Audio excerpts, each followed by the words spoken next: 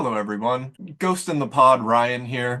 To give a quick welcome to the episode at the top, it's been a great year for the Socialist Shelf, and we want to celebrate that a little bit with this episode. This is going to be a little bit of a retrospective. It's now been 2 years since our first episode, before I was even on the pod, which was December 2023. Something like that. Something like that. Sounds Yeah. right. So we'll get into the work in short order. We also just want to take a look back at the year we've had. And much like last year, big announcement coming. 2024 was the year of Lenore. Hello. Hi, Lenore. 2025 will be the year of Ryan. I'm not like coming out or anything. I'm going to remain deeply closeted until the day I die. But I do think it's my turn. So 2025 year of All yours, babe. Socialist shelf. Read good books and organize yourself. Socialist shelf. Read good books and organize yourself.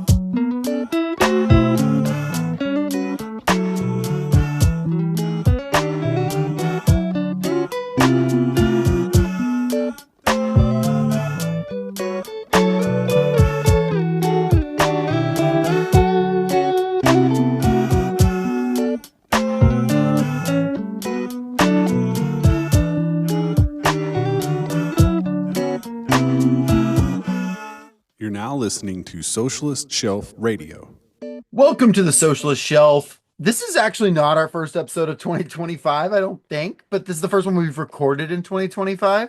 Wait, am I wrong? It's Yeah. So last year was the long 2024, right? This is the beginning of the short 2025.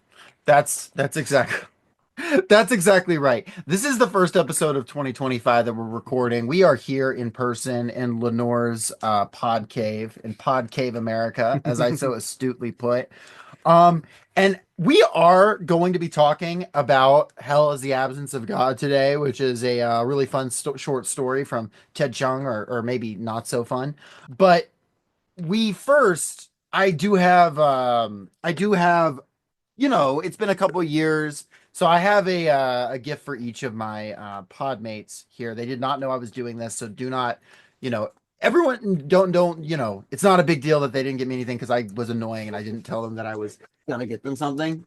So I would like Ryan, since it's his year, to open yours first, and this is poorly wrapped. So it's I got you each a book because it's a socialist shelf. It's book oriented. That's so sweet. So there you go, Ryan. You're gonna obviously this is not a visual medium, so you're gonna have to sort of read what you got here. It can be a visual medium if you just believe. No, it cannot. listeners. Try and clearly imagine in your head me Oh, very delicately taking this book out, to which I have received a copy of Donald Trump Jr.'s seminal work, Triggered. Oh, it's seminal, all right. Yes. How the left thrives on hate and wants to silence us. Facts. So I see that Jacob has decided to inflict psychic damage on me. Yes, and As if you would open it up, it is signed by Donald Trump Jr. Perfect. No. My God. How did you get this? It was in a thrift store. It was just in a thrift store. And it was a signed copy of Trigger just chilling in a thrift store. It's personally signed by Donald Trump Jr. for the Republican National Committee, as it puts it in the front bracket. There is potentially a story there, right? Mm-hmm. Like your crazy like Facebook uncle or whatever gets you that for Christmas, and you're like, wow, thanks. I'll totally treasure it. And then nah, not even. No, this is absolutely something that I would see on the bookshelf next to like Michael Savage and the 10 billion other books about like why Obama is a Marxist and is killing every white person in America tomorrow. God, don't I wish. If you flip to any random page in there, when I did every single time, you're not more than a paragraph away from my father or the greatest president of all time, Donald Trump. Donald Trump says. Oh yeah, it says here that Bernie Sanders is a great admirer of the Soviet Union and refers to him as Comrade Bernie. This is going to be a great book. It's excellent. However, I had to really like think, okay, so what's even better than Triggered by Donald Trump Jr.? What gets up because obviously Oh, Lenore I has get the been better here one. since the beginning. Well, better or worse, I think that it's important, we obviously have to like respect, we've given our homage to the right wing here. So we have to give our homage to let's say to the left of the right wing slightly. With Oh, the Jacob, you other didn't. the other the other major No. party. So if you'll remember our President is Missing episode where we talked about like, President Chic fiction, like, Biden and Obama being like super spies or whatever. This is kind of in that genre. What I'm holding in my hand is the subhead is a piping hot coloring book with America's sexiest moderate, Joe Biden. The title is Hot Cup of Joe, and he's in the kitchen holding a hot cup of Joe. If you'll just His flip through here, I there's some really good stuff. Let's see, it's Joe Biden playing poker. I can only assume the dogs are out of frame. Commander he's holding tearing somebody's throat out. Commander is literally in this book, and I'm not kidding. Oh yeah, Yeah, does he I tear think somebody's throat out? he should. Let's see, a Time magazine cover: Joe Biden, sexiest politician alive. Citation This needed. doesn't even look like him. No, It's- that's him. it's- I don't know what you're talking It's got about. the forehead, but like No, it's basically the same. God, he's in a tuxedo with a martini and what is that? Just like Some a other drink. sparkling water with lemon on it. Right. It's a sort of a coloring. Yeah. Oh, listeners, I'm not making this shit up. Like Joe Biden is fighting a fucking bear. You can color in a picture of Joe Biden's head on fucking like I guess 20-year-old Abraham Lincoln's body fighting a bear. I never want to hear liberals complain about fucking like Putin like doing photo shoots bareback on horseback, bare chested or whatever. Like, yeah, I don't ever want to hear liberals complain about Putin barebacking a horse when this shit is like in thrift stores everywhere. Like, fucking Jesus. I don't know what it is with the liberal desire to like performatively want to fuck politicians. It Do you- pisses me off so bad. Do you Like, remember fucking like Andrew Cuomo and like the Cuomo-sexual phenomenon? Randy Rainbow ass. he's Yeah. the nipple rings guy, right? Yes, he is. Yeah, yeah, Yes, yeah. yes. I remember that. I saw someone the other day say my main thing with the Trump administration I'm scared of course, is losing my rights. But about 90% as bad as that is the return of Randy Rainbow and that entire like style of resist liberal and like, Oh some my of God. that. Biden has a fucking Obama tattoo in this. He should. It's in the exact same spot as yeah, Mike Tyson has a Che Guevara tattoo in that same spot. God, this is brilliant. Thank you. Thank you, Jacob. Of course. I will be very, very mindful. Spend while away many a mindful afternoon coloring this book and just, calming down as the world descends into chaos. Yeah, everything's good now. So I had to give some I do like this quote on the back. His politics might be moderate, but his appeal is extreme.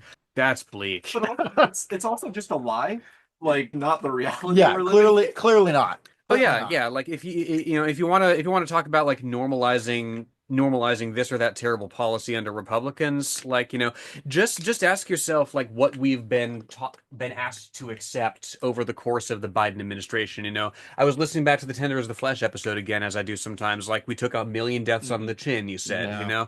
like of course the ongoing genocide in Gaza right now.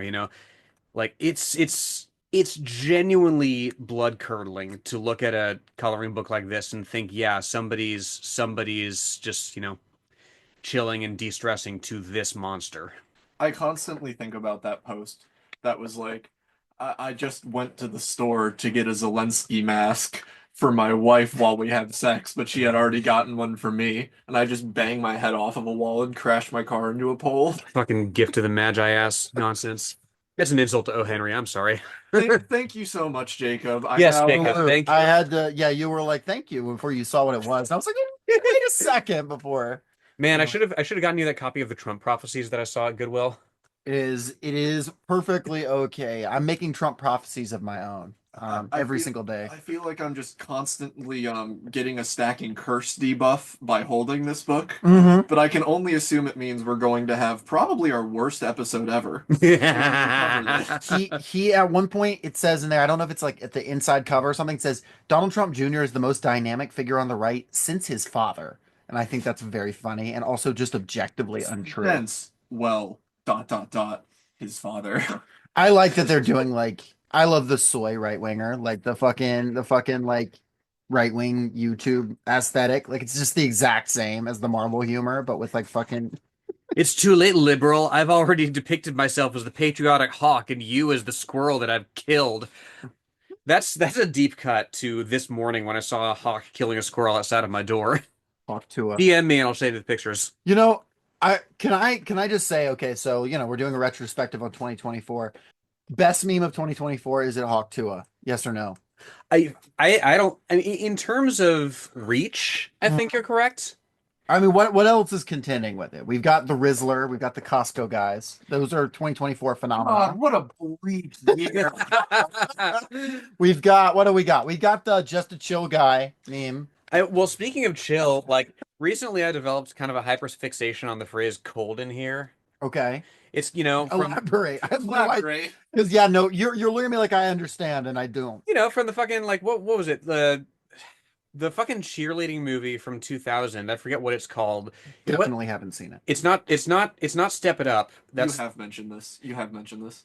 the title will come to me at some inopportune point in the future. Like there's this like cheerleading like there's this chant that's like it's cold in here. Must be some like and it's the team in the You have atmosphere. mentioned this. Yeah. That's true. And now like apparently I hear that's like a Zoomer thing to say like it's cold in here. I hope so. I don't know. I'm technically a Zoomer. Speaking of which, Gen Beta just began just a few days ago. Jim Oh, David is yes. January 1st going on, it's Gen Beta. My little brother, who is Gen Alpha, texted me immediately and he was like, "Can you believe all these betas being born?" Which I really appreciated. He's like 14. We need a who was it? Was it Lyndon Johnson that said a chicken in every pot? We need a Lyndon Johnson for the new age that says a cuck for a chair for every beta. You will all be issued your own cuck chair in the socialist shelf. We're gonna have to Soviet. wait exactly 18 years or 17 years in a few days before those chairs can even start to go out, though. To be clear, Gen Beta just began a few days ago. Or it could be, unless it's Gen Beta fish. That would be kind of fucking cool. I mean, but then they would just eat each other, right? Are those the fish that eat each other? They are, yes. I mean, there are a lot of fish that eat each other. That's the main thing fish eat is each other. That's my prediction for 2025. Cannibalism is going to come back. We're still Well, yeah, we're getting into the Tinder- barbarism instead Tin- of socialism. Tinder is the flesh. It's all coming back around. Or is it going to be systemic cannibalism, or is the Trump administration more for this sort of free range cannibalism that RFK Jr. No, supports? I think it's going to be just something crazy that comes out of the internet again, like 20 years or so ago. Do y'all remember Armin Mavis? No. He was this dude from Germany who met a dude on a cannibal forum, which apparently they have. Okay. Not they being Oh, Germany, yeah. just the indefinite they. Uh-huh. And he was like, "Yeah, I'm looking for a young dude that I can kill and eat." And this like 40-year-old responded, and he was like, "Okay, any port in a storm." And yeah, he killed this guy and ate him. And obviously, he went to jail for it. I think he's free now, though. I don't know how to respond to that, There- but I think I could see that being, not currently, but in 20 years, like a fad on the right, like with the way their health fads go, seed oils and stuff. Eventually, it's like you have to eat human meat. I could see that turning on them a little bit because there is that conservative belief that like if you're unvaxxed, your blood and semen are going to be worth millions of dollars in the very near future. It is. That is So true. They would largely be eating themselves if that were to come to pass. Well, I don't think they would eat someone who's We- tainted by the vaccine. Turns out we don't need to eat the rich; they'll do it for us. hey, I was talking with a comrade the other day about the Jordan Peterson adjacent carnivore diet. And so this is just a step up from the people that are like, you should eat only meat and nothing else. Jordan Peterson gave himself scurvy doing that. The first man to get scurvy in like Canada since Something about right wingers and bringing back diseases that we abolished like a century ago. No, measles is like stretching out like LeBron before a game. Same with Trump administration coming in, like RFK Jr. Like The cook and the scuppers with the staggers and jags from Barris Privateers. That is Jordan Peterson's personal chef. yeah, I guess while we're bringing up, some of the greatest minds of our generation, I think it would be a good idea to go back and just think, what was the worst book we covered this year? We started out with Red Plenty, and we ended the year with My playing wasn't bad. I mean it was politically incorrect, but it was like, you know what? Yeah, I'm gonna say it. I'm gonna say it. Political correctness. The word political correctness is annoying because I like to say something is politically correct or politically incorrect to say whether or not I think that thing is correct. Right. And then I'm like, wait, that has another meaning. But that does just sound like a classic thing, like a translation of a Maoist thing. Like one must be politically correct. Like that's I found myself multiple times over the last month saying politically correct to You me. snuck it into the fucking They are right about their politics. Percy Jackson episode title. Lucas Stellan. Let's that was a see. highlight for me. Camp Half Blood.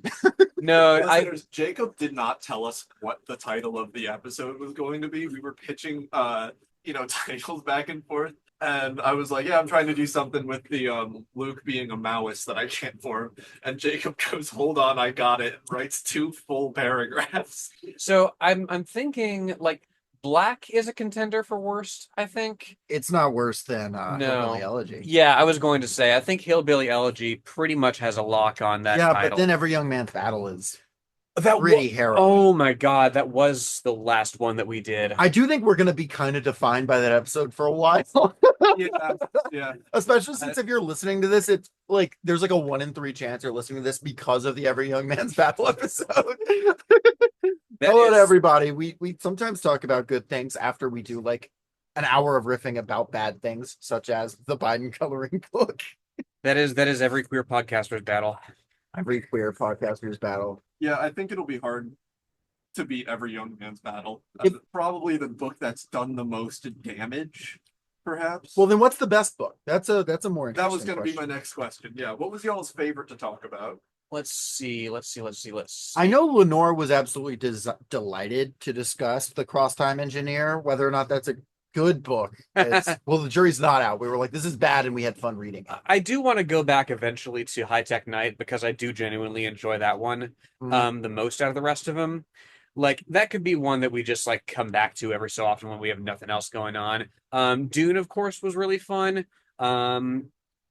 2024 was the year that I finally read the Lord of the Rings books, which was a glaring omission from my life I that didn't know you hadn't before. I had never read them until now. That's And incredible. yeah, and I have Jacob to thank for finally, closing that loophole. Let me see. Tender is the Flesh, I think, is my most listened back to episode. I just Okay. think really cooked with that one.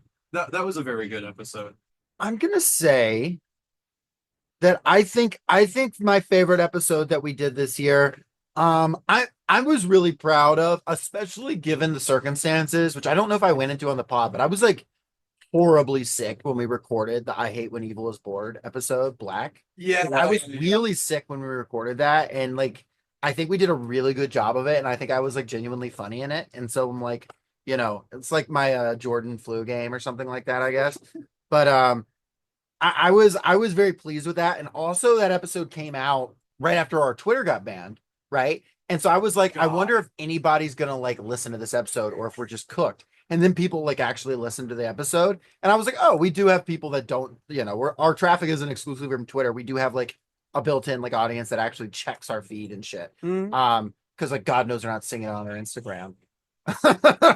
So that one was good. Obviously, getting to talk Lord of the Rings at length was awesome, especially the Hobbit episode, because I could just go into Tolkien really deep. And I had a ton of fun talking about C.S. Lewis with Aisha as well. I mean, like, there's a lot of really fun ones. I mean, like, our second episode of the year was Idaho, and that one was phenomenal. We I did think it was some fantastic. and we did have that gap there between what, like at the end of March, from March to July. Like we kind of We skipped were- over June. Well, we were busy making history, getting Trying to. the first socialist on the ballot in like 80 years in Georgia for president. And beefing with the Democratic Party of Georgia on a personal level. We got a statute reinterpreted. Now, instead of needing 7,500 signatures, you actually need 120,000. And they I call can't it believe they misread it. and they call it Jacob's Law. Yeah. I'm literally, when you Google my name, one of the first things that come up is that case. So because I am like listed as one of the people involved. It is funny because when we were in the court, the Supreme Court, Georgia Supreme Court case for that, one of the judges on there, someone asked, so if they got 120,000 signatures, would you be fine with this? Like kind of like a little facetiously, and she goes, maybe.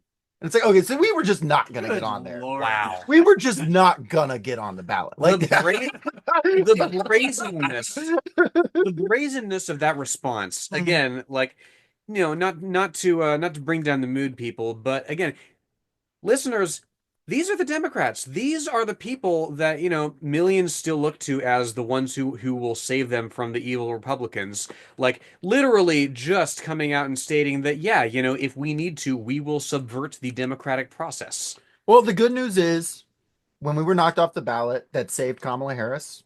She us being knocked out of the way saved her, Every single person we talked to and got to support our campaign just immediately pivoted back to supporting the Democrats. Yeah, that direct attack on us made them love Kamala Harris. Which is why she's going to be the president Yeah. come January 20th. Thank God.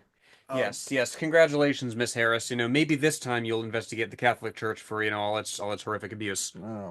I think to bring it back to the episode, one thing that we haven't mentioned yet is y'all interviewed Vincent Bevins this year. That was so fucking That was cool. that was incredible. Like every time, Jacob, that you get a guest like that on the show, I'm like, are you joking? Are you having a go at me? Like, because I'm like, there's no way they.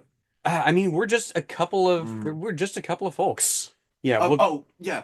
Not only go back, well, please go back and listen to our episode on If We Burn, but also highly, highly, highly recommend reading that book. I think it's very timely appropriate when this question of what does effective organizing, especially in the United States, looks like. Yeah. I don't think the book is like a how-to guide of creating a revolution in the United States, but it's in a very important retrospective on Mhm. some of the most recent past struggles we've had. I also just really appreciate him referring to V from V for Vendetta as a one-man Leninist vanguard party. It's like, I can't believe I didn't say that myself on our V for Vendetta episode. I was like, oh my God, like that's it. You got it. Literally, like he and like his books follow from it, both Jakarta Method and If We Burn, which you should check out. He's very good at synthesizing these concepts into a digestible form. Mhm. And yeah, Ryan, you're absolutely right. It's less of a how-to and more of a yes and, right? It's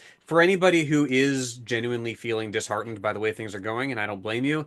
Like, it is a reminder that, yeah, people are listening and people are learning and people are getting involved to a greater degree than I think we've seen in our lifetime so far. Also, watch Vincent Bevan's space. He's working on some really cool stuff right now. James Comey episode is, I believe, what killed Jimmy Carter. Listening to that, I was informed that he sort of looked into the distance and was like, "I'm done," and yeah, flatline from the James Comey episode. Listening to that, so I've heard enough. sorry about that, guys. He's like, this is what the country that I'm leaving. Yeah. He was just a kid. No, I literally, like, here in Georgia, have had people say to me, I know we're all dealing with grief right now. Oh yeah. And it's like, if Jimmy Carter was everything people crack him up to be, he's not, but let's say he was, he still was 100 years old. Like, okay, so I'm coming out into 2025. My first thing I'm saying on the mic in 2025 is, I don't care that Jimmy Carter's dead. What am I supposed to do about it? He was 100. He should be. Yeah, no, I hope I'm dead when I'm 100. Are you kidding me? I mean, he still had a shot at being made Speaker of the House. Yeah, I know that. He was close. He is dead, which now makes him eligible for top Democratic Party leadership. Also, just while we're talking about both Vincent Bevins and Jimmy Carter. Like, yeah, we're not just celebrating a dead president because it's a No. president who died. No, he did some truly heinous things involving Indonesia and especially South Korea. Yeah, Vincent Bevins. Guatemala as well. Yeah. Afghanistan. Fucking like a lot of the Operation early. Cyclone, yeah. Yeah, Operation Cyclone. Not great. Um, we also had an interview with Jonathan Melrod this year. Fantastic union organizer. That was a really fun one. Really a person out of an era that is hard for a lot of people our age to conceptualize. Him talking about like street battles with the National Guard Yeah. between them and anti-war activists. You really do get a sense speaking to him of just how close this country came to a massive upheaval. Just Yeah. how high that wave got before it broke and rolled back. And his continued dedication to the movement now, Mhm. like having experienced that and being like, okay, I experienced that, and now I'm gonna do the nitty-gritty day-to-day of union organizing and like legal fights, and I see that as equally important to like, the actual battles. Like he said, the war came to our college campus. The Vietnam War was being fought on our college campus, but then continuing to see it important to build like the Progressive Caucus of the United Auto Workers, which has paid off massive dividends. When he was writing this book, it hadn't paid off those dividends yet. He was certain that it would, and like we're watching it happen in real time. We watched it over the last year, and we're going to continue to. I genuinely believe. So really remarkable guy as well, and also gave me some really good advice about publishing that. Watch this space because there's going to be an announcement around that pretty soon. That's not a secret for me to say that, but we're going to have a release date pretty soon. That'll be pretty exciting. This was also a year of firsts for me. Specifically, I'm thinking of the fifth season, first N.K. Jemisin work Mhm. that I ever read. I have her second book in that series now. First time transing your gender. That's true. Yeah. That's true. Hopefully only time trans. I mean, it's up to you, but I would hope for your Just a sake. reminder, the stated goal of this podcast is to abolish gender in its entirety. That's true. That's true. So, Except the way we do it, which is the best Which is- way. fun fact, my transiversary is actually Christmas Day. Is it? Like Christmas Day 2024 is when I decided that, yeah, being a dude isn't really the where it's at. So yeah, that's come and gone. Here's to another century or so. It was a couple weeks before that. We were like hanging out. I think we watched an episode of Righteous Gemstones. Yeah. And you were like, sometimes I see a woman, I'm like, am I attracted to her or do I want to be her? And I was like, I think you're gonna have to figure that out. And the context for that, which I won't get into, is even fucking funnier. I'll remind you, Jacob, Yeah. later if I remember. If that's okay, if you're okay with that staying on. But yeah. Yeah. But So we had we both began and finished our series on the Tolkienverse. Yes, and we its killed most it. important work, the article about J.D. Vance. We need to do more news. the fact we got a whole hour out of that article. Yeah. Just going crazy on it. Yeah, as we should. We had all three Worst of All Possible World guys on the pod. Mhm. That was awesome. I'd say like more than half of our regular listeners came from that or from our appearance on their show. So shout out to those guys. Shout out to our other guests as well. Rachel and Trent were just personal friends of mine. They did great. Tay, who is of course great artist, and actually I'm gonna plug it when it starts, but she's gonna be starting some of her own or going to be starting a, YouTube art channel pretty soon, so I'll plug that Let's go. when that comes. But so a lot of cool stuff there. We just talked about some of our other guests that we have. Of course, Aisha has been on twice this year, 3 times in total. Phenomenal guest. Yes, She Max Graves for Makers. Mhm. Another Max Johansson for Aniara. Yes, Aniara, which it's interesting because Aniara is something I would have never thought to do. And as Max said to me, this is part of his goal to just export Swedish culture one one podcast at a time, which I appreciate. Am I forgetting any guests? We went through them all. I just scrolled through the Oh, list right quick. fantastic. Well, Were we doing 2024 guests or like? I was just talking 2024 guests there. I don't even know who else we've had. I mean, I got to rant about Sonic for about 2 That's hours. true. That was so definitely fucking a fun. highlight of my year. That's a good point. What? I'm sorry. Lenora's just scrolling through her list of all of our episodes. What is the one titled Bruce Springsteenism, Leninism. Oh yes, that was our Battle Royale episode, Ah, which has been on my mind lately for a reason that I think we'll get into at the very end of this episode. It has to do with an upcoming one. All I'll say at this juncture is I really like rules and systems in media, not magic systems. Sorry, Brandon Sanderson, but like, if you have a game or a competition or something and you're trying to theory craft around it, I love that shit, and we're gonna get into more of that. Hmm. Yeah, that's because of unfortunately cut from the movie Battle Royale, which is it's a solid movie. Is a running Bruce Springsteen song Born to Run is like quoted incessantly in that book for some fucking reason. Mhm. Ryan, you've not read Battle Royale, I have have you? not. Yeah, it's pretty good. We talk about it, I've got my takes on there, so I'm not going to share them now. But like Go back and listen. they talk about Bruce Springsteen a lot in that book. Like way more Right than you'd there. expect. It's right there on my shelf if you want to borrow it. Yeah. And the movie, I was like at least hoping like a needle drop at some point or the credits, something Bruce Springsteen, not even a reference. And honestly, yeah, I get why they cut the Bruce Springsteen, but personally, I was like, where's the Born to Run? Where's the Born to Run? I don't know. Listeners, if you want to send me an edit of that movie with Born to Run, you don't have to do that. It would be really easy for me to make myself. Any other comments on this year, and what are we looking forward to in 2025 aside from, I was about to ask, do we have any projects that we want to do this year, but maybe not. Maybe I'll use different language around I was 2025. going to say we have the good project 2025. Yeah. No, yeah, no spoilers, but we definitely have some fun ideas kicking around for the upcoming year. We've actually planned out meticulously through 2028 our slate of episodes, and us kind of just going at it all scattershot is part of the bit. It's like a really, yeah, this is all crafted meticulously, every line. When I make a mistake and I correct myself, I wrote that ahead of time. I'm so far ahead that you can't even possibly comprehend it. And these bits will pay off 3, 4, 5 years from now when Kamala Harris is finally elected president in 2020. God, they're gonna run her again, aren't they? I made the meme of like JD Vance being like, I used to pray for times like this. Kamala Harris might rerun. It's like the only way. No, I'm not kidding. Someone from the Harris staff said her favorables are just 1 point less than JD Vance's. So like she's got right now. So like she's like well within like striking range. And I'm like, if you're well within striking range of fucking Just Dance Vance, then like I don't know. Like, I'm pretty sure, like, I don't know, gonorrhea is probably got more favorables than JD Vance. You Yeah, know what I like mean? that is somebody who is just eminently not just beatable, but fucking trounceable. And if you're like breaking even with him, you've already lost. God, it would have been very funny to see him try and do a presidential run in 2016 and get to Mm. see peak energy Trump just absolutely trounce him on stage like he did with Jeb.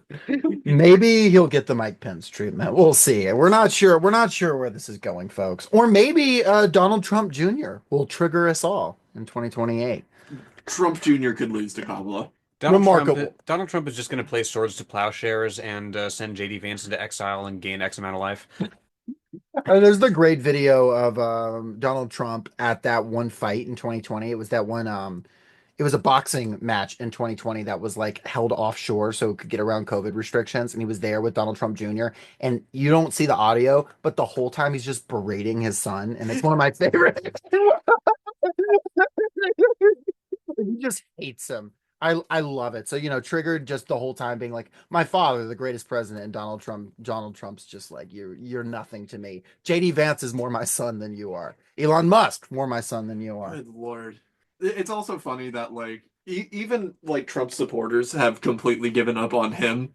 And what's the other Trump kid? Eric? Eric, yeah. Yeah, they're all in on Barron. And of Like, course, they're too sexist to even give like Ivanka a chance. Like the idea that Ivanka could be anything, even though she does seem like the most competent of all of them, they're just like automatically going to assume it's going to pass on to another son. So they're like, Barron, he's going to be the guy. Oh yeah.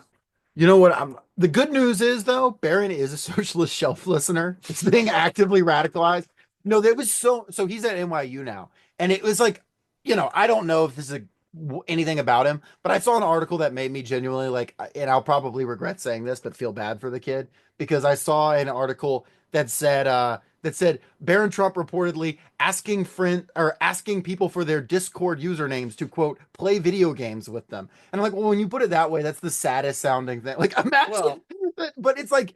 I mean, if he turns out to be a right wing asshole, I don't care. But I was like, damn, like imagine the post runs an article on you like trying and failing to get someone to play like Fortnite with you. well, you know what? That sucks. Consider, Baron, if you're listening, hello. It's not too late to change. Welcome to the resistance. No, This literally is- come on the pod, and I'm not kidding. Yeah, this is our standing invitation to come on for our Five Nights at Freddy's episode.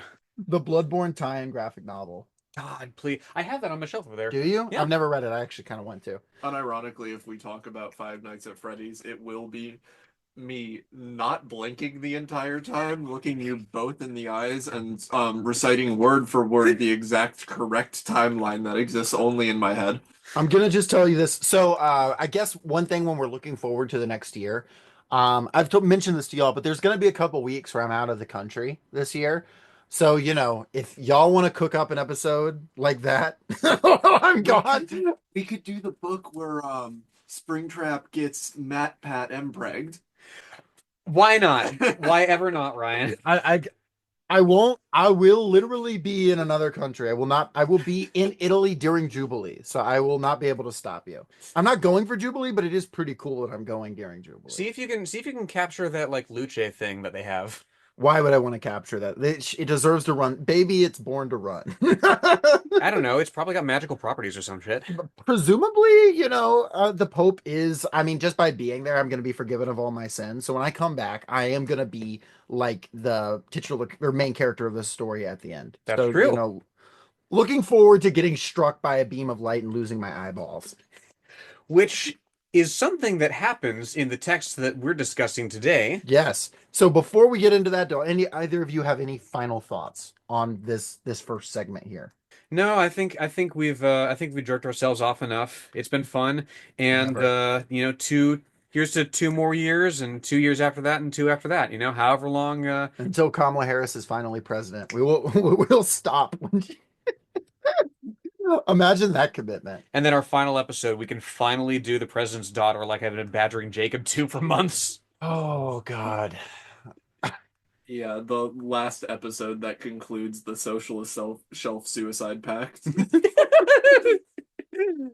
The suicide shelf. Yeah.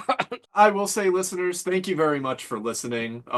This has just been a fun little project we've been doing in between our jobs, our day-to-day lives, our organizing work. It's I know I came onto the pod a lot later. Please give the pod a lot of good compliments on the quality of the audio post the first Lord of the Rings episode. Yeah. Specifically those. But thank you so much for listening. It's genuinely amazing, the response we've gotten to some of these episodes, minus the 3 a.m. Bill Clinton emails. But Which I'm convinced was Bill Clinton. Bill Clinton, thank you, I guess, for listening. Yes, I wish you a speedy recovery from that fever that I definitely wasn't praying would kill you. A Christmas miracle. But yeah, here's to another year of organizing and another year of the Socialist Shelf. I promise to get a podcast mic this year. I'm Okay, but speaking of, I don't have a great transition, but we do have a topic for this, and it is Ted Chiang, the writer. Yeah. The name was familiar to me because he wrote Story of Your Life, which is the short story that the film Arrival was based on. Have you seen that? Yeah, of course. It's Yes, fantastic. One of the last films that Johan Johansson scored. great. And also, but he's basically, it's interesting with him because like he's a figure you'll see thrown around in sci-fi a lot, but he's actually not super like prolific. Like he doesn't actually have a lot of stuff he's written, like published. He could publish a lot more, which we'll get into. But have you read anything by him prior to this? No, this is my first brush with his prose. So I've actually read a decent amount of like his articles that he's written for the Post, because he had like a sort of snip there. but I will get into it. So Ted was born 1967 in Port Jefferson, New York, to immigrants from Taiwan. Interestingly enough, his parents were living in China and they fled China during the tumult around the Chinese Revolution.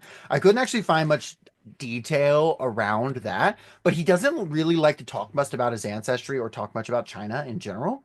Nor does he like really like seem to and this is his words, pull from that heritage very often in his work. He says he doesn't want to be seen like his work. He just is more interested in philosophy than things like race, things like national origin. Like it's just not a thing that super interests him.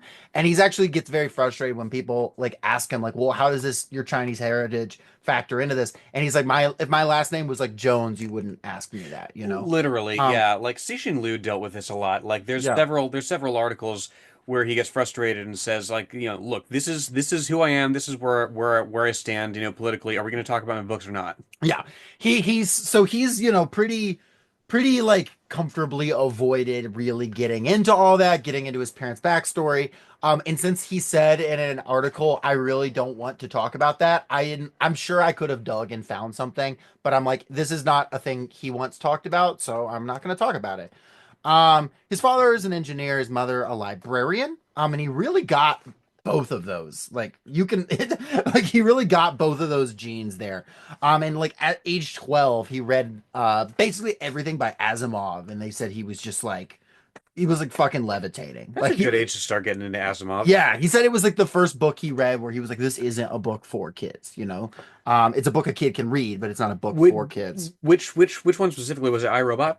He started with Foundations actually, which is Oh, really wow. which is a wild place to just That's start. ambitious. Yes, it is. I just started Foundation. Yeah, Is that a good place to start? I mean it's a wild place to start if you're 12. Oh, yeah, fair. um, It's not like, starting getting into Gene Wolfe with The Land Across. yeah. He was a comp sci major at Brown, where and he still does computer science to this day. Um, and he went to the Clarion Writers Workshop in 1989. Sci-Fi America, you're probably going to hear Clarion. It's so common, especially from authors of the sort of like, Gen X authors. Like Hmm. they went to Clarion. That's their thing. Um, and he really just never saw writing as a career, and he still doesn't, he says. He still, by the way, is like a technical writer. He writes sheets to explain to programmers how to carry out different like just tasks and stuff like that. He could, if he wrote more, he could actually make a good living off writing. He definitely makes like a tidy sum off of it when he sells a story, but he has actively like rejected like people like, hey, write more for us, and he has said no repeatedly. Hmm. But in 1989, he sold Tower of Babylon to Omni Magazine. That's his first short story ever, and immediately won the Nebula Award, and immediately like was just widely celebrated. Um, in 1990. And then yeah, over the next 12 years, wrote I think 9 short stories, which were collected into Stories of Your Lives and Others, and one of his 2 collections, 2002. And this story that we're reading is in that collection. It's I wild that like Tower of Babylon was released in like a language that everybody could read at first, and then like subsequent releases were just in like thousands of other languages. It got increasingly confusing. Um, you can see though, like he loves every single thing he writes is a philosophical problem that he got interested in. He sees something and he's like, that's interesting. I wonder if what? Like with Story of Your Life, which is, what got made into Arrival, he was seeing he saw like a puppet show and he was like, imagine if we were all controlled, but free will and determinism weren't mutually contradictory things. I'm gonna write something. And he says he's not interested really in writing something that's like hard sci-fi in the sense of it's like, oh, this is a super complex world. But he's like, no, I'm like developing a world so I can like work out this specific problem. And he sees them as personal projects. And in almost every interview with him, he's like, I don't really know why people dig these so much. This is like when I get like a bug in my brain, like I wonder if X, what that would be like. I'm gonna write that. And he's like, and people seem to really like it. Which is why he doesn't write more, because if he doesn't have the bug, like if he doesn't have the problem, then he's like, I don't really have anything that I want to write or make. Um, so he's only got three fiction works, which is Stories of Your Life and Others, the collection. He's got Exhalation Stories in 2019, another collection, and then he's got Oh my goodness. Life Cycle of Software Objects, which is a novella. Hmm. And that's it. That's the entirety of his fiction output. He's been writing since 1989. Wow. Now he has written some nonfiction stuff for the New Yorker, like I mentioned. But mostly, yeah, he stays to like, yeah, he keeps his day job. He does some like visiting lecturer stuff, but that's kind of what he's been at. Um, That's dope. Lives in Bellevue, Washington, with his longtime partner, Marcia Glover, who's a photographer. They met working at Microsoft briefly. He did not seem that didn't seem to be as much for him. Um, he's written a lot of good nonfiction for Strange Horizons, The New Yorker, BuzzFeed. Um, he is deeply one thing he's really interested in. One of his philosophical questions that he started asking in the 90s is about AI. And so recently, a lot of people have been asking him, "What are your thoughts?" He is the first person, as far as I can tell, to use the term that's now being used a lot around ChatGPT, which is quote Xerox of a Xerox, is what he says. He says, and that's what generative AI is like language. He says is increasingly looking like. But around ChatGPT, at least, he's the first person I remember him But saying that sounds about right. I mean, that's exactly what it is. He may not have made up the term, but It's statistically likely to exist output straight from, everything. yeah. Um, and he's talked a lot. He's actually very like I think even Doctoro would get along a lot about like their like techno optimism. It's just like the systems that whatever. He actually has a really great interview that he did where he's talking about AI. Um and he's talking about like Silicon Valley, and he talks about he wrote this for BuzzFeed where he's saying Silicon Valley sees itself in like AI futures, and he's talking about how Elon Musk got on stage and said AI could kill us all, right? Which is, patently absurd, and he says so, but he's like, but there is something interesting there. And he says, quote, when Silicon Valley tries to imagine superintelligence, what it comes up with is no holds barred capitalism. This scenario sounds absurd to most people, but there's a surprising number of technologists who thinks it illustrates a real danger. Why? Perhaps it's because they're already accustomed to entities that operate this way. Silicon Valley tech companies. Consider who pursues their goals in a monomaniacal focus, oblivious to the possibility of negative consequences. Who adopts a scorched earth approach to increasing market share? This hypothetical strawberry picking AI does what every tech startup wishes it could do, grows at an exponential rate and destroys its competitor until it's achieved absolute monopoly. The idea of superintelligence is such a poorly defined notion that one could envision it taking any form with equal justification. A benevolent genie that solves all the world's problems, or a mathematician that spends all its time proving theorems so abstract humans can't understand them. But when Silicon Valley tries to imagine superintelligence, it imagines a reflection of itself. So it's Mhm. basically the idea of like the reason you're like this AI could destroy everything is it's like you're imagining a super intelligent being and you're like, oh, it will operate exactly like me. And he actually goes on to say, if AI was super intelligent, and then he clarifies, by the way, the AI we have is not. But if it was really intelligent, it would probably understand that it needs to regulate itself. It would probably understand that it doesn't need to destroy the world. And it basically goes on to say, like, you're just giving yourself a justification to do what you've already been doing. Mhm. And the idea that a super intelligent being would do scorched earth shit is actually because you think you're smart and that's what you're doing. Which I found interesting. Now he goes on to, in that exact same thing, say companies in Silicon Valley need to realize that increasing market share isn't a good reason to ignore all other considerations. Individuals often reevaluate their priorities after experiencing a personal wake up call. What we need is for companies to do the same, not to abandon capitalism completely, just to rethink the way they practice it. We need them to behave better than the AIs they fear and demonstrate a capacity for insight. So, not a communist, not a revolutionary. He believes in regulated capitalism. He went on the Ezra Klein show not too long ago and said, I don't fear AI. I do fear American capitalism. We got to have more regulation. We got to, and he likes to talk about, like, I really want these tech CEOs and tech companies to behave better and like regulate themselves in a way that, like, we talked about this on our token episode, like very admirable. And that's just not going to happen Mhm. because of, the math of it.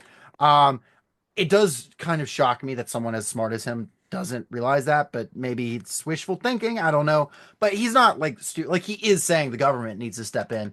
He's not gonna make that full step to like socialism for whatever reason, at least, you know, this point in his life. But he's a pretty solitary guy. He pretty quiet. When he gets interviewed, he's very careful, very slow in his responses. When he gets asked about his personal life, he goes, well, I don't really have many hobbies except video games and going to the gym, reading, and hanging out with my wife. He's a very simple guy, and he's been asked like write a novel, write a movie, whatever. And he's like, if I have the bug, I will, but I don't. Um, and that's this guy. He's seems like we like to talk about weird little guys. Seems pretty normal. Seems really normal. I do have to push back on one of his ideas. As a graduate of a business college, I was told repeatedly that generating value for shareholders is the greatest good and the ultimate goal of society at large. So I'm not sure where he's getting anything counter that to that from. That's a good point. Yeah, we're gonna Ryan's gonna challenge you to a debate. Yes, yes. This Debate is me, bro. this is also going to be the point where we announce our spin-off, the Venture Capitalist Shelf. Venture capitalist shelf VCS. We cover the exact same books, just with the complete opposite perspective. That's a writing challenge. That's a Frankowski-esque writing challenge, dare I say. That would also generate an extremely interesting Every Young Man's Battle episode. Central Park West really makes you understand why we have the system we do. Every young man's battle, one old woman's chill sesh. I don't know. Look, Tinder is the flesh. Let's be real. Let's be real. This guy clearly wasn't, cut out for the job. He needed to have it. Yeah, he's I not will. maximizing value. He's I'll, not grinding. I'll risk prion diseases for some of that. Like, I mean, the people who do cannibalism, like, you have to assume it tastes really, really, really good, Mhm. right?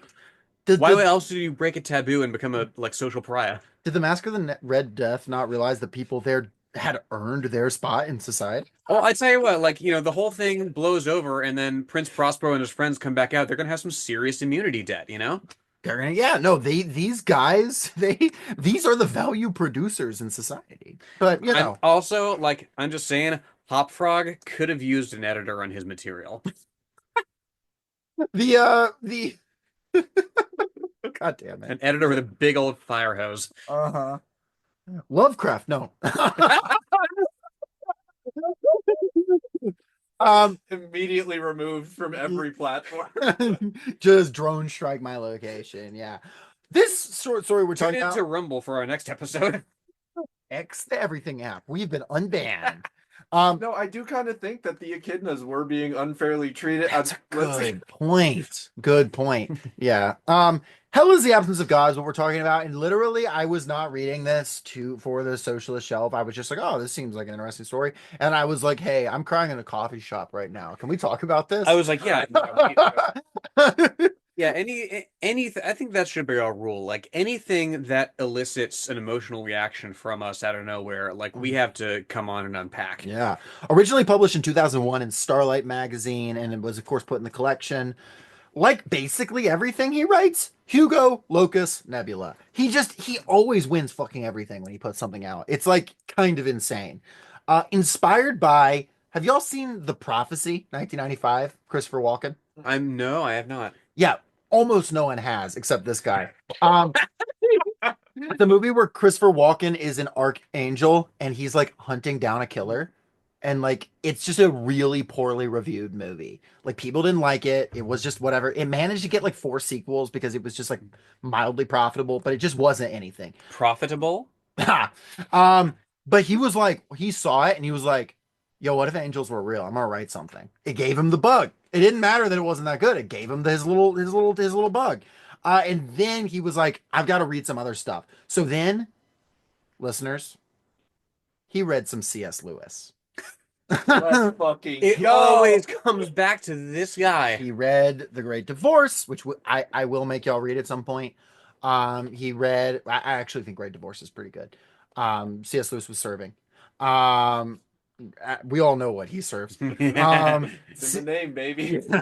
C.S. Lewis, yeah, he read that. He read Mere Christianity. Then he read some Joni Eareckson Tada. Do you know her? Never heard of her. She is a popular in evangelical circles, but basically she's paralyzed from the neck down from an injury and learned to draw and paint with her teeth. One of the few people that can do that. I've actually met someone who can, but like she could do that. And it led to sort of her making a foundation, Joni and Friends, where it's like helping disabled people sort of find a life after like being, yeah, not just people who were like, oh, like I think it really specializes in people who were not disabled and became disabled, Hmm. and so like helping them like kind of find like a niche for themselves. It's really cool stuff. It's just very tied into like evangelical Christianity and gets into some Mm. like weird stuff, and is very like has a lot of explanations for like God's not healing you, that kind of thing. That sounds very similar to like, AA, where it's you can make the argument it's objectively helping people, Yeah. and it is like very good, like turns a lot of people's lives around, but it's also a recruitment tool for the church. Yes. Or like those monks in downtown Atlanta that like make really good fudge. Yes, yes. I'll tell you about it. No, I know exactly what you're talking about. And with her, I don't want to sound disrespectful to her. She's done a lot of really cool stuff, and she's like managed to turn like a fall that like disabled her completely from the neck down into like helping people. So, no disrespect, and draws better than I can. Well, that's funny But because like this directly inspired this story. everybody who defends generative AI to me has said, but Lenore, like this is how disabled people can create art. Why are you against disabled people creating art? That's a good point. My head hurts. God. Let's just Xerox another Xerox. The But next Xerox will be the one. it's gonna come up. It's gonna be a new thing. And he said while he's like unpacking it, and I'm just read this too. He said about this book, Hell is the Absence of God, or this short story.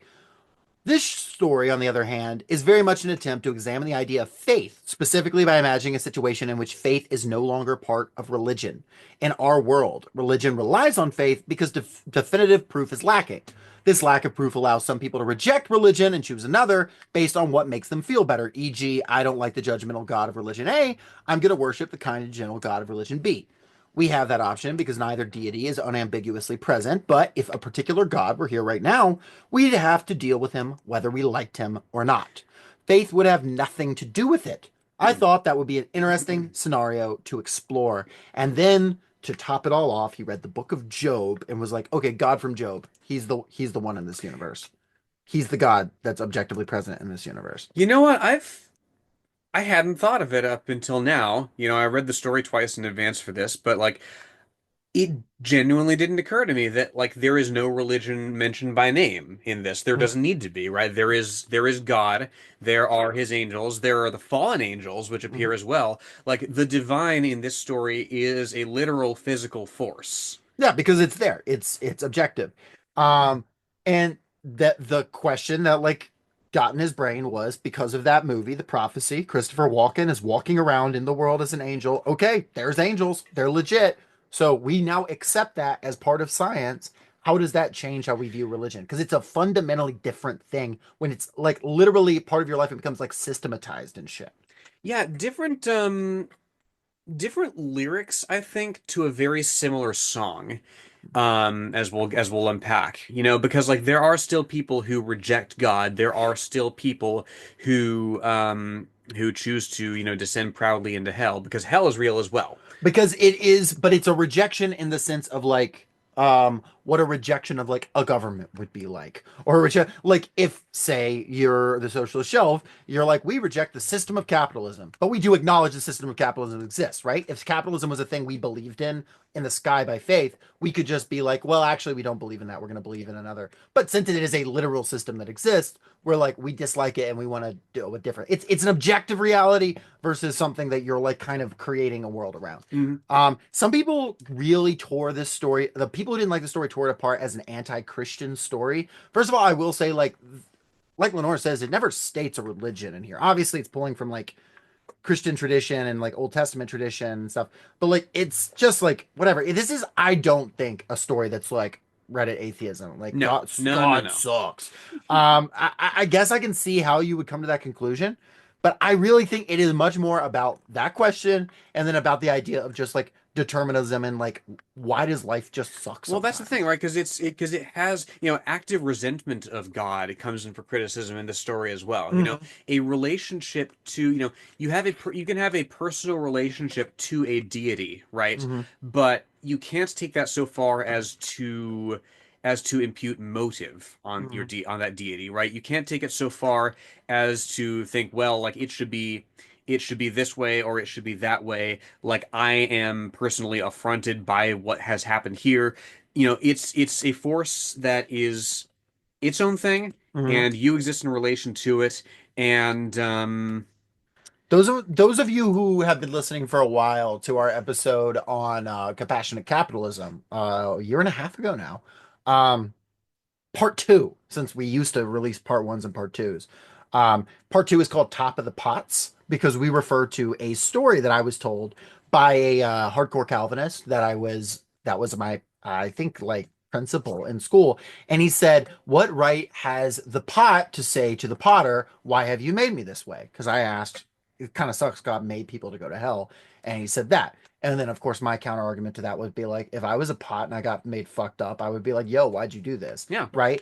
But we are in the universe of pots, and there is an ultimate potter, and the pots, the humans, must just accept that fact because this is a story where the existence of God, of angels, of devils, of hell, of heaven is an objective reality that is observable. God is up there. When people die, you see their soul either ascend or descend. Angels randomly will show up and supernatural events will occur. And every now and then there will just be a pit open up and you can just see into hell. And hell is like fine. People are just chilling down there.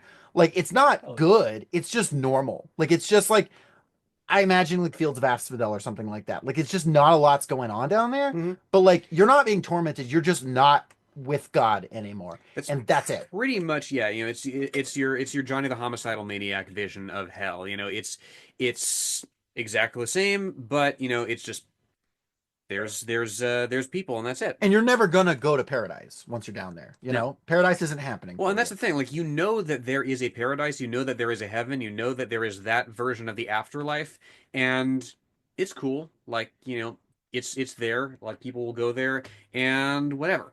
Like, it's that's the thing. Like, that's why I don't think that the literality of the divine changes a whole hell of a lot. Mhm.